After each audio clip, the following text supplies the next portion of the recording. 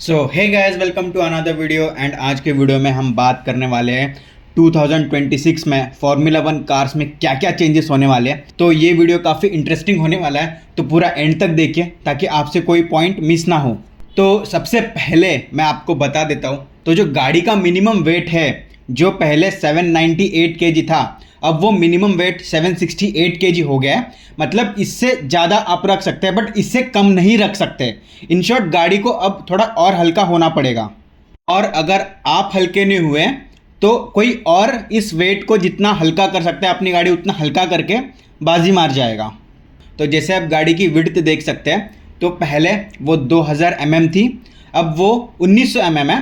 मतलब जो गाड़ी है वो थोड़ी कम चौड़ी हो गई है, 100 तो पहले जो गाड़ी की लंबाई थी, जो व्हील बेस था, आप व्हील बेस देख सकते हैं, इस टायर से फ्रंट टायर से लेके रियर टायर के बीच में जो डिस्टेंस था, तो वो भी है, वो पहले 3600 था, बट अब वो 3400 हो गया है।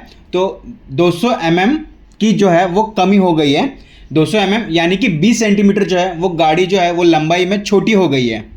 तो जैसे आप देख सकते हैं, गाड़ी चौड़ी थी पहले, वो चौड़ी कम हुई है, एंड जो पहले लंबी थी वो लंबी कम हुई है। तो इसके बाद हम आते हैं टायर्स पे। टायर्स भी एक इम्पॉर्टेंट पार्ट होता है फार्मूला वन का। तो पहले जो फ्रंट टायर की जो चौड़ाई थी वो 305 थी, अब उसको 25 जो है वो कम किया गया है। एंड अभी फ्रंट टायर की जो चौड़ाई है वो 280 है। एंड रियर टायर की पहले जो चौड़ाई थी वो 405 थी, एंड अब जो है वो 30 घटाया गया है। तो ये जो डिफरेंस है वो थोड़ा और कम करने की कोशिश की गई है। तो जो पहले 405 थी एंड अब वो है वो 375 है। एंड आप देख सकते हैं, इससे आप कंक्लूजन निकाल सकते हैं कि आगे के टायर एंड पीछे के टायर का जो साइज़ है वो डिफरेंस होता है। जो गाड़ी की रिम होती है वो रिम जो है वो सेम है। एंड जो टायर की लंबाई है, तो पहले टायर की लंबाई थी 72 सेंटीमीटर, बट अब जो है वो लंबाई मिनिमम 1 सेंटीमीटर से कुछ कम हो गई है। तो जो टायर का वेट है वो अप्रॉक्स 5 केजी पर सेट में आते हैं 4 टायर, 2 आगे के 2 पीछे के। तो ये जो है वो एक एडवांटेज मिला है और एक डिसएडवांटेज भी है। तो ये प्रॉपर क्या होता है, इसको मैं प्रॉपर एक टायर वाली वीडियो बनाऊंगा कि कौन से टाइप के टायर होते हैं, क्या होते हैं, तो इसमें समझना। तो ये समझना, ये टायर छोटे करने से वेट घटा है, बट डिसएडवांटेज भी मिला है, ठीक है। नेक्स्ट इमेज में जैसे आप देख सकते हैं, जो टायर का ओवरऑल डायमीटर जो मैंने कहा था 72 सेंटीमीटर है, तो पहले 72 सेंटीमीटर था और अब जो है वो अप्रॉक्स 710 या एक हाथ 2 सेंटीमीटर कम हुआ है। मुझे ये एग्जैक्ट कहीं पे मिला नहीं है, बट ऑब्वियसली रबर कम होगा, टायर छोटा होगा, तो जो ओवरऑल डायमीटर का साइज जो है वो एक एक सेंटीमीटर से अप्रॉक्स कम हो सकता है। मुझे एग्जैक्ट नहीं मिला है, बट मैंने देखा है कहीं कहीं पे आया है करके। तो जो मुझे मिला वो मैं पिक्स जो है वो निकाल के अपने से थोड़ा एडिट करके जो है वो मैंने दिखाने की कोशिश की है। ये चार्ट जो है आप ध्यान से देखना। तो मिनिमम वेट जो है वो कार का होना चाहिए, इसमें 722 जो गाड़ी का एंड ड्राइवर का वेट होना चाहिए, एंड जो 46 केजी है वो जो है वो टायर्स का वेट होना चाहिए, जो 4 टायर्स का है उनका। उसके बाद व्हील बेस देख सकते हैं, अब 3600 से 3400 हो गया। फिर उसके बाद विड्थ देख सकते हैं, वो 2000 से 1900 हो गया। इतना सब चेंजेस इसीलिए किया गया क्योंकि इस साल जो है वो एरोडायनेमिक्स को बहुत ज़्यादा प्रेफरेंस दी गई है। एंड ये गेम पूरा स्पीड का है, तो एरोडायनेमिक्स को ज़्यादा प्रेफरेंस देना मतलब मोर कंपटीशन, मोर चैलेंज, एंड कोई मोनोटोनस गेम नहीं होगा कि पिछले साल का जो विनर है वो इस साल रहेगा। तो क्या पता कोई नया रूकी आके पूरा गेम बदल जाए, तो वो मोनोटोनस भी ना हो, इसके लिए भी एक एरोडायनेमिक्स को फिलॉसफी ज़्यादा दी गई है। एंड ये गेम पूरा स्पीड का है, तो क्या होता है, कैसे होता है एरोडायनेमिक्स फिलॉसफी जो है, उसके ऊपर भी मैं एक डीप से बताऊंगा कि एरोडायनेमिक्स कैसे काम करता है। पहले जो थे वो फिक्स विंग्स हुआ करते थे, और अब जो है वो फिक्स विंग्स नहीं है, अब जो है वो मूविंग विंग्स होने वाले हैं। एंड वो एक्स मोड, जेड मोड क्या होने वाला है, उसके ऊपर मैं प्रॉपर से विंग्स की जब वीडियो बनाऊंगा, ये हाल ही एक आध महीने के अंदर मैं सब बना दूंगा कि इस बार जो है विंग्स के ऊपर भी ज़्यादा फोकस किया गया है। तो इसके बाद सबसे बड़ा चेंजेस किया गया है पावर यूनिट में। तो पहले जो V6 टर्बो हाइब्रिड इंजन था वही कंटिन्यू किया गया है, बट इस बार जो है MG UH वो जो है वो पार्ट एलिमिनेट किया गया है। एंड जो इलेक्ट्रिकल जो पार्ट है MG UK, वो ड्रामेटिकली वो 3 टाइम्स मोर पावरफुल बनाया गया है। तो MG UK के ऊपर एक अलग डेडिकेटेड वीडियो बनती है, तो वो जब बनाऊंगा तो MG UH के बारे में बताऊंगा। तो उसके बाद जो है, जो एनर्जी रिकवरी अंडर ब्रेकिंग जो होता है ERA जिसको बोलते हैं, वो पर लैप जो है वो इंक्रीज़ किया गया है। तो इस साल जो है वो ड्रैग रिडक्शन सिस्टम जो है उसको एबॉलिश कर दिया गया है, एंड उसकी जगह जो है मैनुअल ओवरराइड या एनर्जी बूस्ट करके एक चीज़ है वो डाली गई है। तो वो जो क्या होने वाला है वो भी मैं जब विंग्स वाली वीडियो बनाऊंगा उसमें बताऊंगा।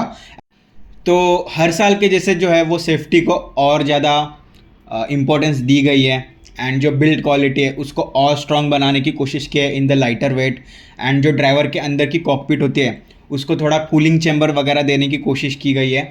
अगर ड्राइवर चाहता है तो वो ले सकता है, नहीं तो उसको आधा किलो जो है वो अपने गाड़ी में वेट डाल के मतलब चलना पड़ेगा ताकि उसको एडवांटेज ना मिले। फिर फ्यूल टाइप की बात करते हैं, तो पहले जो था वो E10 इथेनॉल 10% फ्यूल, जैसे अभी इंडिया में आप देख सकते हैं E20 E30 वाला सीन चल रहा है जिसकी वजह से एफिशिएंसी गिर जाती है। तो पहले तो ये E10 फ्यूल था, मतलब 2025 तक, मतलब 90% फ्यूल 90% पेट्रोल एंड 10% इथेनॉल था। बट इस साल जो है वो 100% सस्टेनेबल फ्यूल जो है वो यूज़ किया गया है, जो बायो वेस्ट और सिंथेटिक जो होता है उससे बनाया जाता है। फ्लो लिमिट जो है वो पिछले साल फ्लो लिमिट से चलता था, बट अब जो है वो एनर्जी फ्लो से चलने वाला है। तो फ्यूल के ऊपर भी एक अलग से वीडियो बनाऊंगा, तो आप चैनल को सब्सक्राइब करके जाना कि तो ये mass flow and energy flow क्या होता है इसके ऊपर वीडियो बनाऊंगा। एंड मेन टारगेट यही है कि जो फार्मूला 1 है वो कोई कार्बन डाइऑक्साइड जो है वो प्रोड्यूस ना करे, एंड कार्बन ज़ीरो जो है वो पूरा स्पोर्ट बने। तो इस वाले पिक्चर में आप देख सकते हैं कि जो ड्राइवर की सेफ्टी की मैंने बात की थी उसको और प्रायोरिटाइज़ किया गया है। तो जो ऊपर का जो स्ट्रक्चर है वो पहले 16G तक लोड संभाला जा सकता था, बट अब जो है वो 20G तक है। वो जो है वो फोर्स उसको इम्पैक्ट उसको झेलने की जो है वो पावर होनी चाहिए, इतना उसके सेफ्टी स्टैंडर्ड बढ़ाए गए हैं। तो ये आप नेक्स्ट इमेज में देख सकते हैं कि कैसे जो है ड्राइवर की सेफ्टी को लेके जो है वो मुझे थोड़े बहुत मैंने इमेजेस बनाए हैं। तो आप देख सकते हैं कि इन शॉर्ट ड्राइवर की जो सेफ्टी उसको बहुत ज़्यादा प्रायोरिटाइज़ किया गया है। तो इसके बाद हम बात करते हैं पावर यूनिट की। तो पहले 2025 तक क्या होता था, हाइब्रिड मॉडल होता था।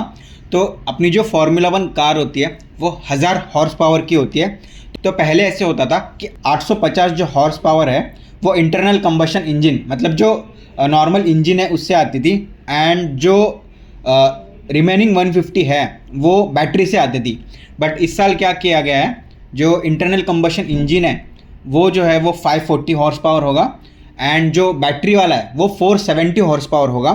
ऐसे उन्होंने पूरा पावर यूनिट 1000 हॉर्स पावर के करीब किया गया है। तो अगर मैं उसको किलोवाट में बात करूँ तो 400 किलोवाट जो है 2026 में इंटरनल कंबशन इंजन से आएगा।